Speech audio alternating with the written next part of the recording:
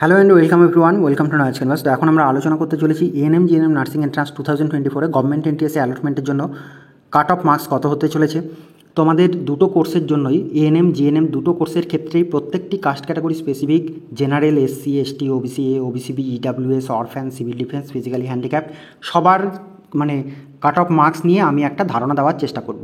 বিগত বছরগুলিতে বহু স্টুডেন্ট আমরা গাইড করেছি, সেই জায়গার থেকে তোমাদের সাকসেস রেটের ভিডিও রয়েছে চ্যানেলে, আমি প্রয়োজনে ডিসক্রিপশন বক্সে দিয়ে দেবো। তোমাদের 2021, 2022, 2023 জবের থেকে এই এন্ট্রান্স পরীক্ষা শুরু হয়েছে, প্রথম দিন থেকেই কিন্তু আমরা এই ফিল্ডটাকে খুব ভালো করে চিনি। তোমরা যখন এনটিএসে যাবে, গিয়ে সিনিয়র দিদি যারা থাকবে এনটিএসে তাদের কাছ থেকে প্রয়োজনে তখন আরও বেশি করে জিজ্ঞেস করে জেনে নেবে যে নলেজ ক্যানভাস অ্যাকচুয়ালি কী। আমি কোনোদিনও তোমাকে যে ঘটনা ঘটতে পারে না সে ঘটনা সম্পর্কে ধারণা দিতে পারবো না, কিন্তু যে ঘটনা ঘটতে পারে বা যে ঘটনা বিগত বছরগুলোতে ঘটেছে সেটাকে অ্যানালাইসিস করে একটা তথ্য নির্ভর আলোচনা তোমাকে দিতে পারি, যার মাধ্যমে তুমি তোমার লজিক্যাল থিঙ্কিংয়ের দ্বারা সেটাকে অ্যাকসেপ্ট করবে অথবা রিজেক্ট করবে। এখানে চাপিয়ে দেওয়ার কোনো বিষয় নেই।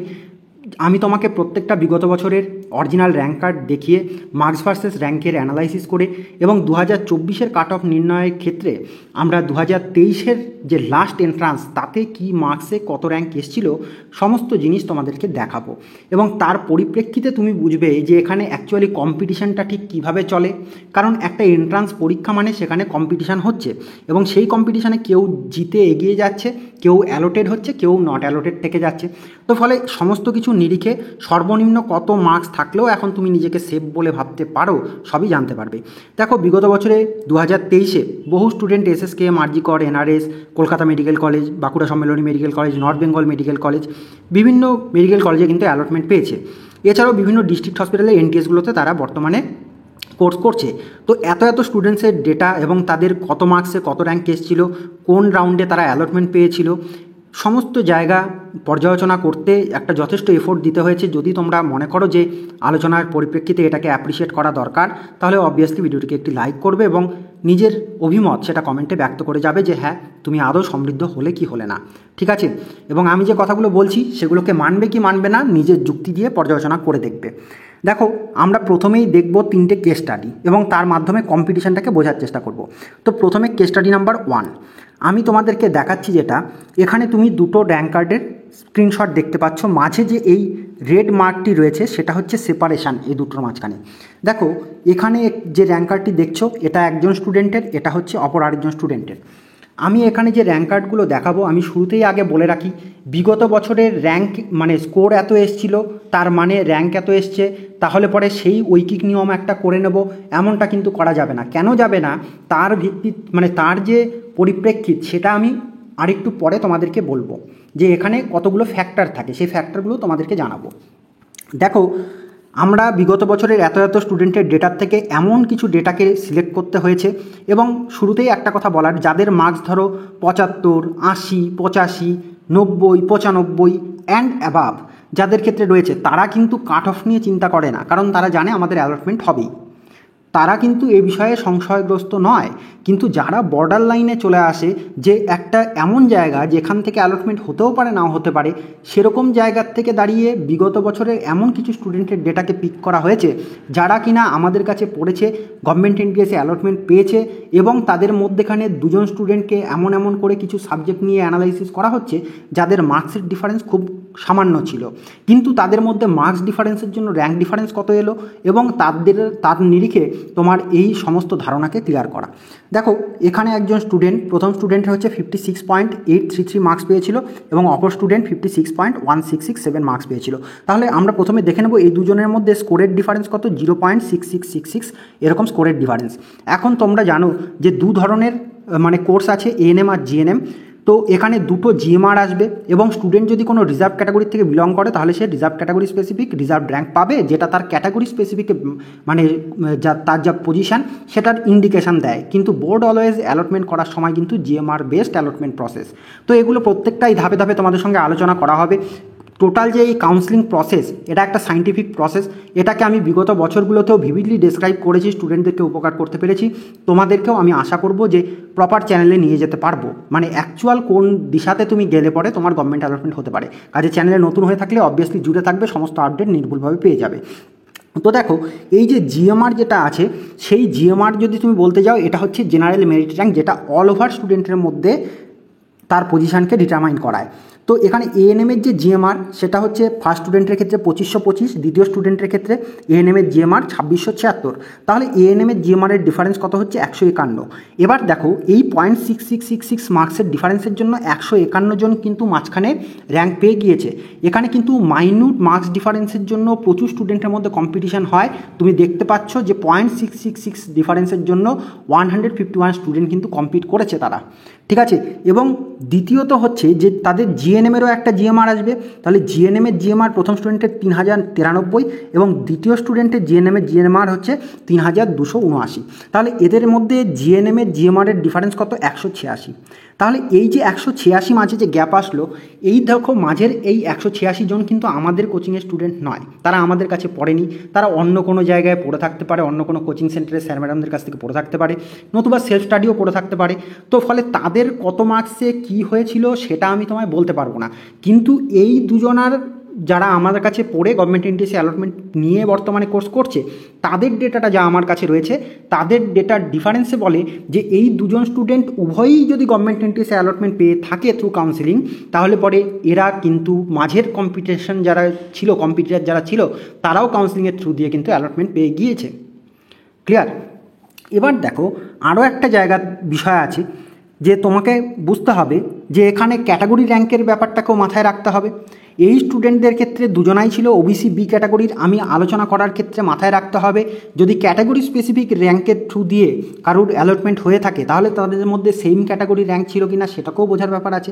তাহলে পরে আমাদেরকে এমন সাবজেক্ট নির্বাচন করতে হয়েছে যারা কিনা আবার সেম মানে কাছাকাছি মার্কসের ডিফারেন্স এবং তাদের মধ্যে র্যাঙ্কের ডিফারেন্স কত হলো, তারা যদি সেম ক্যাটাগরির রিজার্ভ ক্যান্ডিডেট হয়ে থাকে, তাহলে তাদের মধ্যে ক্যাটাগরি স্পেসিফিক রিজার্ভ র্যাঙ্কের অর্থাৎ নির্দিষ্ট ক্যাটাগরির মধ্যবর্তী কম্পিটিশনটা কত চলছে সেটাকেও একটা বোঝার চেষ্টা আমরা করেছি।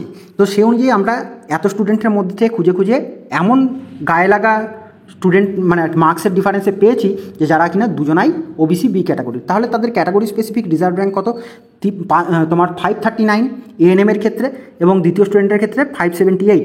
তাহলে এএনএমের যে ওবিসি বি ক্যাটাগরির যে রিজার্ভ র্যাঙ্ক সেটা হচ্ছে তার ডিফারেন্সটা কত আসছে 39, এবং জিএনএমের ক্ষেত্রে প্রথম স্টুডেন্টের 655 এবং দ্বিতীয় স্টুডেন্টের হচ্ছে 705। তাহলে পরে জিএনএমের ক্ষেত্রে ওবিসি বি এর যে রিজার্ভ র্যাঙ্ক তার যে ডিফারেন্স সেটা হচ্ছে 50। এই যে ক্যাটাগরি র্যাঙ্ক সেটা ইন্ডিকেটিভ ইন নেচার, এ কারণেই বলা হয়।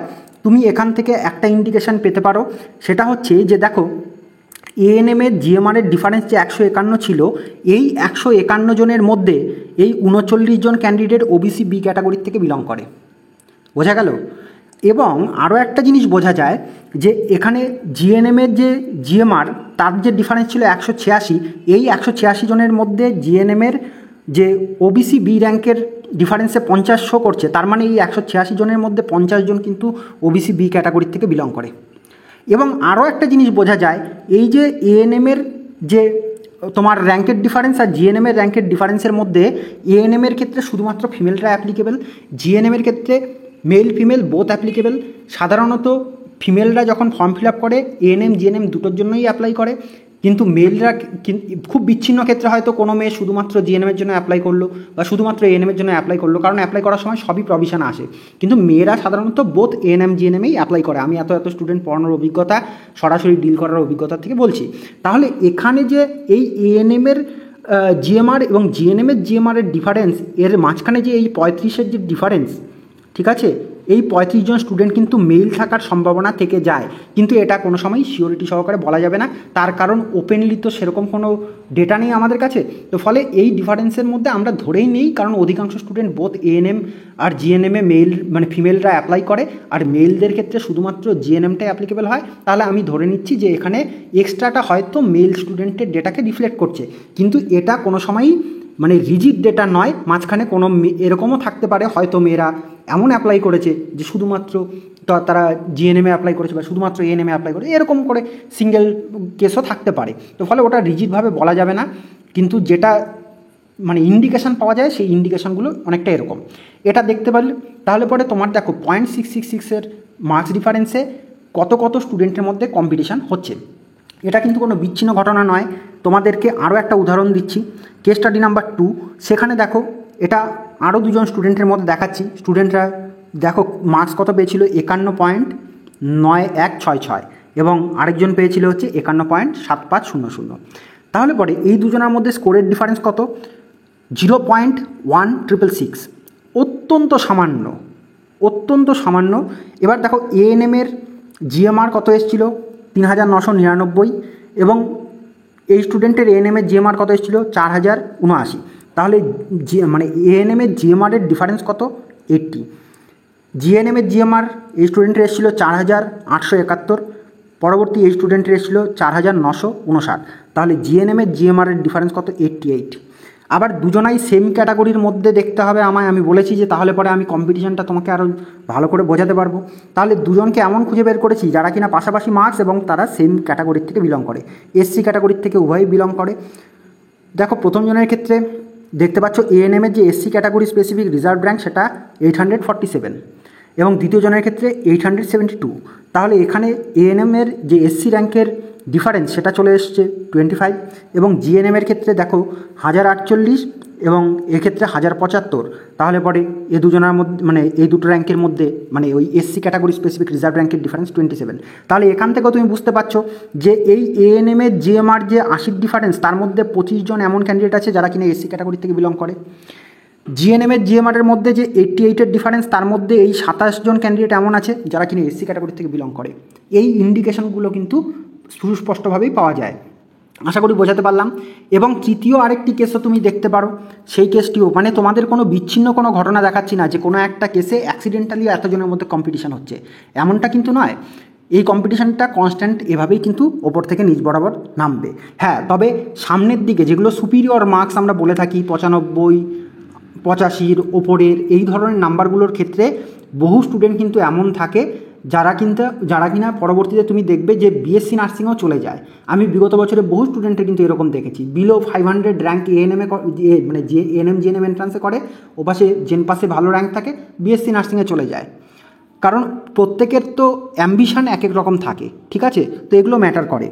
এবার দেখো পরবর্তী যে কেস স্টাডি 3, তো এখানে স্টুডেন্ট এখানে দেখা যাচ্ছে স্কোর 54.5833, এবং এই স্টুডেন্টরা হচ্ছে 54.1666।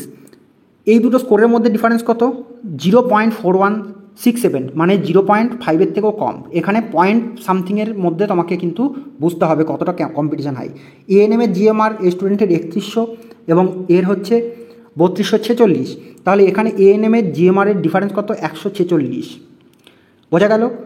এবং জিএনএমের জিএমআর এই স্টুডেন্টের 3783, এই স্টুডেন্টের 3952। তাহলে এখানে জিএনএমের জিএমআরের ডিফারেন্স কত, 169। কিন্তু এই দুজন স্টুডেন্ট দেখো দুটো সেপারেট ক্যাটাগরির। এই স্টুডেন্ট হচ্ছে ওবিসি এ ক্যাটাগরির এবং অপর এই স্টুডেন্টটি হচ্ছে এসসি ক্যাটাগরির। ফলে তুমি কিন্তু এখানে আর ক্যাটাগরি র্যাঙ্কের কোনো তুল্যমূল্য আলোচনা করতে পারবে না। কারণটা কি আমি তোমায় বলে দিচ্ছি। তার কারণ হচ্ছে যে এখানে দুজন যদি সেম ক্যাটাগরি থেকে বিলং না করে, সেই ক্যাটাগরি স্পেসিফিক র্যাঙ্ক তো ক্যাটাগরির উইদিন দ্য ক্যাটাগরি তোমার ইন্ডিকেশান দেবে মার্কসের, কিন্তু মানে র্যাঙ্কের। তুমি এখানে যেটা দেখবে টোটাল অ্যালটমেন্ট প্রসেস। তো এর জন্যই আমরা বলে থাকি GMR based counselling and category rank is indicative in nature. এটা বোর্ডও বলে, এটা আমরাও সেই জিনিসটাকেই কোট করি। যদি সঠিকভাবে কেউ কোট করেন তারা এটাই বলবে, কারণ তোমার যখন অ্যালটমেন্ট হবে তুমি সেই জিনিসগুলো আসলে বলো তো কি সবে তোমরা পরীক্ষা দিয়ে উঠেছো, কাউন্সিলিং প্রক্রিয়া পর্যন্ত ধাপে ধাপে একাধিক ভিডিওর মাধ্যমে এই জিনিসগুলো ক্লিয়ার হবে। একদিনে প্রথম দিনেই সবটা তোমাকে বুঝিয়ে দেওয়া যাবে না, এবং সেটা করাও উচিত নয় বলে আমি মনে করি। তো ফলে আস্তে আস্তে তোমরা জানবে জিনিসগুলো। তো ফলে এখানে কিন্তু আর আমি এই দুজন স্টুডেন্টের মধ্যে এই র্যাঙ্কগুলোকে নিয়ে মানে দুটো সেপারেট রিজার্ভেশন র্যাঙ্ক নিয়ে কোনো কথাই বলতে পারবো না। যদি দুজন ওবিসি এ ক্যাটাগরির স্টুডেন্ট থাকতো পাশাপাশি তাহলে আমি বলতাম। এবার আমি তোমাদেরকে আগেও বললাম, আবারও বলছি, তোমাদের যারা বর্ডার লাইনের দিকে চলে এসছো তাদের ক্ষেত্রে চিন্তার জায়গা বেশি থাকে। তো ফলে তোমাদের কাট অফ নিয়ে উদ্বিগ্নতার জায়গাটা বেশি। প্রথম দিকের রাতে অ্যালটমেন্ট পাবেই, এটা জানার কথা। তাহলে দেখো এই যে কাট অফ মার্কস আমরা যে ডিটারমাইন করব, এই কাট অফ মার্কস ডিটারমাইনের ক্ষেত্রে কতগুলো ফ্যাক্টর থাকে। কোশ্চেন স্ট্যান্ডার্ড কেমন হয়েছে, কোশ্চেন স্ট্যান্ডার্ড দেখো খুব যে হাইফাই কোশ্চেন মানে একদম হার্ড কোশ্চেন হয়ে গিয়েছে তেমনটা কিন্তু করা যাবে না। যদি আমি 2023-এর সঙ্গে 2024-এর কোশ্চেন প্যাটার্নকে আমি অ্যানালাইসিস করতে বসি, তাহলে আমরা বলবো যে 2023-এর তুলনায় 2024-এর কোশ্চেন তুলনামূলকভাবে ইজি। কিন্তু তোমাদের ফিজিক্যাল সায়েন্সের ক্যাটাগরি 2-তে সিঙ্গেল অপশান করার জন্যই 2 মার্কস তোমরা পাবে। তোমরা অনেকে কিন্তু সেই জায়গাটা না পড়ে ওখানে রাইটের অ্যান্সার হচ্ছে একটি করে তোমরা তালগোল পাকিয়ে একাধিক অপশন নির্বাচন করতে থেকেছো। কিন্তু ওভারঅল যদি বলতে যাও, কোশ্চেন স্ট্যান্ডার্ড কিন্তু একজন পরীক্ষক এমনভাবেই কোশ্চেন করেছেন যাতে করে তোমার জাজমেন্ট করা যায়। তোমাদের লাইফ সায়েন্সের কোশ্চেন যথেষ্ট ভালো এসছে, এক দুটো হয়তো একটু কনফিউজিং মনে হতে পারে, হ্যাঁ ওই কটা তোমায় স্কিপ করতে হবে। এছাড়া তুমি যদি বলতে যাও ফিজিক্যাল সায়েন্সের ক্ষেত্রে ক্যাটাগরি 1 যথেষ্ট ইজি এসছে, ক্যাটাগরি 2 এর ক্ষেত্রেও ইজি। তোমরা যদি ভুল না করে থাকো, শব্দ কী প্রকারের তরঙ্গ, এই জিনিসগুলো তো মাল্টিপল ওখানে হচ্ছেই না, তো আর কি করে করবে? তো এখন বানিয়ে তো উত্তর করা যাবে না। ম্যাথের ক্ষেত্রে লগের কোশ্চেনটা বাদ দিয়ে বাকিগুলো সব করা যায়, অন্তত আমাদের স্টুডেন্টরা তো করে এসছে। লগের কোশ্চেনটা অনেক মেয়েদের সমস্যা ছিল। এছাড়া তুমি যদি বলো তোমাদের জিকের কোশ্চেন মামুলি একদম ইজি কোশ্চেন হয়েছে, ওর থেকে ইজি কোশ্চেন হতে পারে না। রিজনিংয়ের কোশ্চেন অ্যাটেম্প্ট করা যায়, সবগুলো ইজিলি তুমি পরীক্ষার হলে বসে কেউ যদি প্র্যাকটিস না করে যায় সেও বুদ্ধিত্ব দিয়ে করতে পারবে। এছাড়া তোমার যে ইংলিশের কোশ্চেন সেগুলোও একদম ইজি এসছে। হ্যাঁ, তো ওই নিয়ে আর কোনো বক্তব্য সে অর্থে কাটাছেড়া করে বের করা যাবে না যে question standard heavy high student হাত দিতে পারছে না, এমনটা কিন্তু নয়। ফলে অ্যাভারেজ অ্যাটেম্প্ট কিন্তু 60-র কাছাকাছি এরকম কিন্তু দেখাই যাচ্ছে। অন্তত আমি তো গোটা পশ্চিমবঙ্গের সমস্ত স্টুডেন্টের মার্কস অ্যাটেম্প্ট জানি না, আমাদের কাছে যারা পড়েছে তারা কিন্তু মোটামুটি ওই 65 এরকম প্রচুর স্টুডেন্ট কিন্তু এটা গড়পড়তায় আমি যদি বলতে যাই ওরকম অ্যাটেম্প্ট কিন্তু অধিকাংশ স্টুডেন্টেরই আছে। ঠিক আছে, তো সেগুলো আমি কিন্তু আর কি বলি বলো, এখানে দেখো 75, 70 এগুলো তো আছেই। আমি তো বলছি যে ওপরের দিকে যাদের আছে তাদের নিয়ে আমার কোনো কথা নেই, যাদের ক্ষেত্রে বর্ডার লাইন টাচ করবে তাদের নিয়ে আমার কথা, তারাই কাট অফ নিয়ে মূলত জানতে চায়। এবার দেখো নাম্বার অফ স্টুডেন্টস, কতজন স্টুডেন্ট পরীক্ষায় অ্যাপিয়ার করেছে, তাদের এফিসিয়েন্সি লেভেল কতটা, তারা কেমন পরীক্ষা দিয়েছে এটা ডিপেন্ড করে। আমরা কিন্তু এই ডেটা জানি না, ফলে কাট অফ নির্ণয়ের ক্ষেত্রে এটা একটা ব্যারিয়ার, যেটার জন্য এরর কিন্তু আসার সম্ভাবনা থাকতে পারে। এবার দেখো অ্যাভারেজ অ্যাটেম্প্ট, প্রত্যেক স্টুডেন্টের অ্যাভারেজ অ্যাটেম্প্ট কত, অল ওভার ওয়েস্ট বেঙ্গলেরটা তো আমি জানি না যে কত স্টুডেন্ট কত অ্যাটেম্প্ট করেছে। অনেকে তোমার অধিকাংশটাই দেখো, প্রচুর স্টুডেন্ট কিন্তু তোমরা দেখবে যে যত তুমি নিচের দিকে নামবে তুমি দেখবে যেই তুমি 55 বা 50 থেকে 55 এরকম রেঞ্জে চলে আসবে না, দেখবে যে একটা হিউজ নাম্বার অফ স্টুডেন্ট কিন্তু বলবে যে আমি 55 করেছি, আমি 55 করেছি, আমি 50 করেছি, আমি 50, 51, 50, 50, 51, এই ভ্যারিয়েশনটা প্রচুর পাওয়া যায়। এটা হচ্ছে একটা জায়গা যে তোমার অ্যাভারেজ অ্যাটেম্প্ট সেটা তো অল ওভার স্টুডেন্টের মধ্যে একটা ফ্যাক্টর, এবং তোমার এখানে আরও একটা জিনিস যেটা সবচেয়ে প্রথমে জানতে হয় সেটা হচ্ছে যে আমাদের সিট ম্যাট্রিক্সও একটা ফ্যাক্টর, যে আমাদের সিট ম্যাট্রিক্স সেটা কত আছে। সেই সিট ম্যাট্রিক্স সেটা 2023-এর যা ছিল তারপরে আর নতুন সিট বাড়বে কি বাড়বে না, বা সিটের বিয়োজন ঘটবে কি না। অনেক ক্ষেত্রে এরকম দেখা যায় যে কোনো এনটিএসের কোনো বছর হয় না, যেমন মালদাতে 2022-এর ক্ষেত্রে হয়েছিল, আবার 23-এ অ্যাডমিশন হয়েছিল। তো এরকম ঘটনা কিন্তু থাকে। তো এগুলোকে তোমাদের বোঝার ব্যাপার আছে। সিট ম্যাট্রিক্স এখনও সামনে আসেনি, ফলে সিট ম্যাট্রিক্স না থাকাটাও একটা ব্যারিয়ার আমাদের কাছে। এবং র্যাঙ্কিং আর টাই ব্রেকিং মেথোলজির ক্ষেত্রে একটা জিনিস বলে দিচ্ছি, যে ধরো দুজন স্টুডেন্ট সেম মার্কস পাচ্ছে, কিন্তু তখন কার র্যাঙ্ক আগে আসবে কার র্যাঙ্ক পরে, আমরা দুজনেই 1 নাম্বার পেলাম কেন, কিন্তু স্যার আমার র্যাঙ্ক আগে ওর র্যাঙ্ক পরে, বা ওর র্যাঙ্ক আগে আমার র্যাঙ্ক পরে, এটা কেন হয়? এটা হয় তার কারণ হচ্ছে বোর্ড সবসময় দেখে যে কার কত বেশি পজিটিভ এফোর্টে হায়েস্ট নাম্বার ক্যারি করছে। যত তোমার পজিটিভিটি থাকবে মার্কসের মধ্যে, তত তোমার দুজনার মার্কস ধরো সেম হলো, র্যাঙ্ক কিন্তু যার ক্ষেত্রে পজিটিভ অ্যাটেম্প্ট বেশি তার ক্ষেত্রে আগে আসবে। এইভাবে টাই ব্রেকিং করা হয়। তো সেম নাম্বারেও র্যাঙ্ক আগে পিছু কিন্তু এইভাবে হয়। এই টাই ব্রেকিং এবং র্যাঙ্কিং মেথোলজি এটা কিন্তু একটা সেপারেট ভিডিও অনেক সময় ডিমান্ড করে। আমি বিগত বছরে করেছিলাম, যদি তোমাদের প্রয়োজন হয় জানাবে, আমি এবছরও পুরোটা বুঝিয়ে দেবো।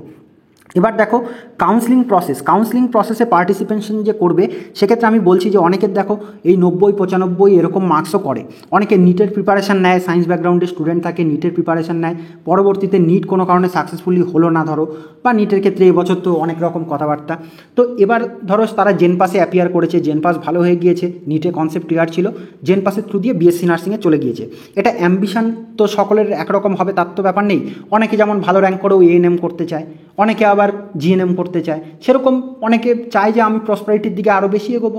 তাহলে সেই অনুযায়ী তারা কী করে, যে জেন পাসে বিএসসি নার্সিংয়ে চলে যায়। আমি এরকম ঘটনা বহু দেখেছি, তোমাদের ক্ষেত্রেও ঘটবে। তুমি খালি রেজাল্টগুলো একে একে অ্যালটমেন্ট আসবে, এগুলো সমস্ত কিছু হবে, তোমরা দেখবে। এবছর আমাদের যেমন দিয়া মণ্ডল ওদের 75-75 করেছে জেন পাসে। আমি যাই হোক জেন পাসের সঙ্গে তুলনা করছি না, মানে মোদ্দা কথা অনেক স্টুডেন্ট কিন্তু কাউন্সিলিংয়ে পার্টিসিপেট মানে এএনএম জিএনএমের ক্ষেত্রে করে না। গত বছর স্মিতা সাউ করেনি, আমি জানি এরকম। এখন ডিএম মেডিকেল কলেজে তোমার ডিএম গভর্নমেন্ট মেডিকেল কলেজ পুরুলিয়াতে বিএসসি নার্সিং করছে। তো এই ঘটনা কিন্তু প্রত্যেক বছরই আমি ঘটছে, এরকম আরও বহু স্টুডেন্টের কথা আমি বলতেই পারি। তো এই ঘটনা তারা যদি সরে যায় তাহলে পরে তোমাদের কম্পিটিশান কমবে, ফলে তোমরা এগিয়ে আসবে, এবং এই ঘটনা ঘটে প্রত্যেক বছরই, ঘুরে ফিরে ঘটে। তো এই যে ট্যাবুলেশন, এখানে ক্যাটাগরি স্পেসিফিক আমরা জিএনএম এএনএম দুটোর জন্যই আলোচনা করে দেবো। দেখো জেনারেলদের ক্ষেত্রে জিএনএমের যে সেফ স্কোর বা কাট অফ তুমি বলতে পারো 56 থেকে 60-এর মধ্যবর্তী এরকম। ওবিসি এর ক্ষেত্রে 52 থেকে 55, ওবিসি বি এর ক্ষেত্রে 55 থেকে 58, এসসির ক্ষেত্রে 48 থেকে 50, এসটির ক্ষেত্রে 30 থেকে 35, ও ইডাব্লিউএসের ক্ষেত্রে 42 থেকে 45, এবং সিভিল ডিফেন্সের ক্ষেত্রে 45 থেকে 50 এরকমই ঘোরাফেরা করার কথা। কারণ হচ্ছে যে দেখো, এই যে আমি তোমায় একটা জিনিস বলছি, আগে সবটা বলে নিই, এএনএমেরটাও বলে নেই। এএনএমের ক্ষেত্রে 65 থেকে 70 জেনারেলদের ক্ষেত্রে, ওবিসি এর ক্ষেত্রে 60 থেকে 62, ওবিসি বি এর ক্ষেত্রে 63 থেকে 67, এসসির ক্ষেত্রে 53 থেকে 55, এসটির ক্ষেত্রে 40 থেকে 45, এবং ইডাব্লিউএসের ক্ষেত্রে 50 থেকে 55, এবং সিভিল ডিফেন্সের ক্ষেত্রে 53 থেকে 57 এরকম একটা বলে আমার মনে হচ্ছে এ মুহূর্তে। কারণ এবছরের কোশ্চেন স্ট্যান্ডার্ড কিন্তু রোবাস্ট নয়। অনেকেই কিন্তু তুমি যদি দেখো সিট তো লিমিটেড, সকলকে তো আর সুযোগ দেবে না। যারা ভালো পড়াশোনা করেছে, যাদের আউটপুটটা ভালো এসেছে, তারা কিন্তু অ্যালটমেন্ট পাওয়ার যোগ্যতা রাখে। ফলে এইভাবেই কিন্তু তোমায় বুঝে নিতে হবে যে এখানে আমি যেটা বলেছি, এই যে দেখো 56 থেকে 60, 52 থেকে 55 ওবিসি এর ক্ষেত্রে, যে মানে জিএনএমেরগুলোর ক্ষেত্রে আমি তোমাকে একটু বুঝিয়ে দিচ্ছি। তুমি এখন বলবে যে স্যার আপনি দেখালেন 0.10 ডিফারেন্সে এত এত স্টুডেন্টের কম্পিটিশান হচ্ছে, তাহলে আপনি এখানে 3-4-এর একটা রেঞ্জ দিচ্ছেন, তাহলে এক্ষেত্রে ব্যাপারটা কী? দেখো আমি তো একটা তোমায় ওভারঅল আমাদের স্টুডেন্টদের ডেটা এবং ওভারঅল যে একটা স্টুডেন্ট ডেটা বেস, তার ভিত্তিতে আমি তোমায় বলছি যে এরকম বলে আমার মনে হয়। আমি কোনো দিনই অন্তর্যামীর মতন কথা বলতে পারবো না যে 57 হয়ে যাবে কাট অফ, 58 হয়ে যাবে। কিন্তু আমার যেটা মনে হয় যে 56 থেকে নিচে থাকলে জিএনএমে জেনারেলের পাওয়ার ক্ষেত্রে কি হবে না হবে, যদি মনে করো আরও কমে হয়, যদি মনে করো 50 পেলেও জিএনএমে হয়ে যায়, আমি তো খুশি হয়ে যাব। কারণ তোমাদের অ্যালটমেন্ট হোক, আমি এটাই চাই। কিন্তু বাস্তবটা তো তোমায় বুঝতে হবে যে একটা নির্দিষ্ট লিমিটেড জোনের মধ্যে তোমাকে, এর জন্যই আমি একটা রেখেছি। এবার কাট অফ তোমার হুবহু এক্স্যাক্ট মিলে যাবে, এটা কিন্তু কোনো দিন হয় না। মানে এটা মানে আমি বললাম তো, এই দাবি আমি কোনো দিন করতে পারবো না। বিগত বছরগুলোতে আমি রেঞ্জগুলো দিয়েছি, সেগুলোর ক্ষেত্রে কিছু কিছু ক্ষেত্রে আমাদের মিলেছে এবং কিছু কিছু ক্ষেত্রে নাও মিলতে পারে। তো সেই জায়গাতে দাঁড়িয়ে তোমাকে একটা সেফ জায়গা আমি বলে দিতে পারি যে হ্যাঁ, এরকম জায়গায় থাকলে একটা সুযোগ সম্ভাবনায় তুমি মানে আগামীতে পেতে পারো।